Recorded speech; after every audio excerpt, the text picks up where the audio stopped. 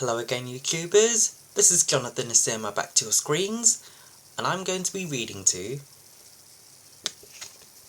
A Visit to London for Thomas the Tank Engine. Hope you'll enjoy it.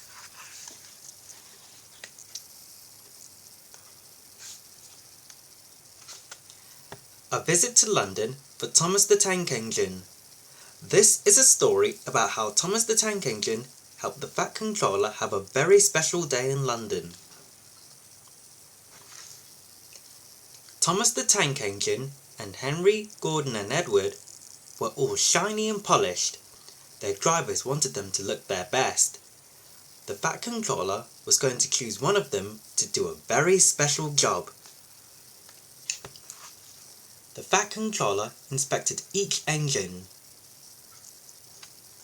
Finally, he announced, "Thomas, I choose you to take me and Lady HiT to London to meet the Queen. We must get to Big Ben at 4 o'clock for the start of her birthday celebrations." None of the engines were sure who Big Ben was, but Thomas shivered with excitement. He would be meeting the Queen and going to London, the biggest city in the land. The next morning, Thomas was coupled up to Annie, who carried the Fat Controller and Lady HiT. They chugged off to Brendam Docks, where Cranky was waiting to put them on the ferry to the mainland. "That ferry is late again," said Cranky crossly. "You'll have to hurry if you want to arrive in London on time." On the mainland, Thomas puffed through the countryside and passed a big train going the other way. "Peep, peep," called Thomas. "Whee!" the train whistled back. Mustn't be late, Thomas puffed. "It's already 2 o'clock. "Hurry, hurry, hurry," he panted, as at last roofs and chimneys came into sight. "Good work, Thomas," said his driver. "We've arrived in Greenwich. That building is the Royal Observatory. They have a telescope there that can see all the way to the stars." "Can it see as far as Sodor?" Thomas asked. "Much further," laughed his driver. At the River Thames, Thomas was told that they would be finishing the journey by boat. Thomas saw a big sailing ship.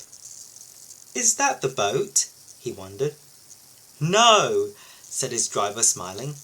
"That is a very old ship called the Cutty Sark. It used to bring tea all the way from China." Thomas had never heard about so many faraway places in just one day.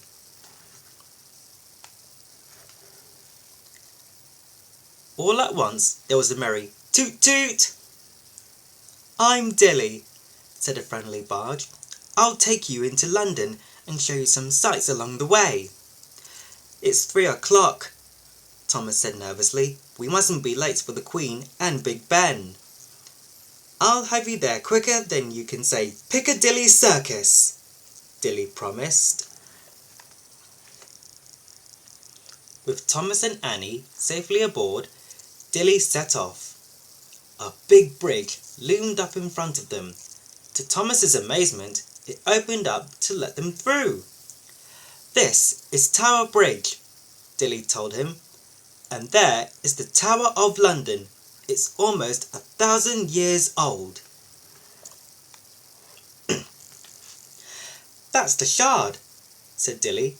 "It's the tallest building in England." "The dome is St. Paul's Cathedral," Dilly said. "It was built after the Great Fire of London more than 300 years ago." "That big wheel is the London Eye," Dilly went on. "From the top you can see all over London." "These are the Houses of Parliament," Dilly explained. "This is where laws are made. And there is the Elizabeth Tower with its huge bell, Big Ben." Suddenly there was a loud bong, bong, bong, bong. 4 o'clock, said Dilly. We're right on time. So that's Big Ben, laughed Thomas, looking up at the big clock. As Dilly pulled up at Westminster, the royal party came out onto the terrace.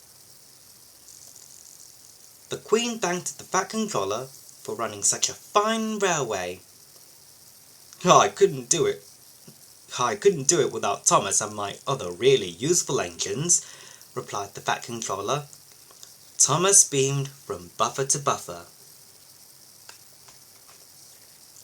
That evening, as Thomas, Annie and Dilly rested on the Thames, brilliant fireworks lit up the sky. Crackle! Whoosh! Boom! Thomas couldn't wait to tell his friends on Sodor about Big Ben meeting the Queen and everything he'd seen in the biggest city in the land. And that's it. Well, I hope you've enjoyed this video. I'll see you later. Until next time, bye!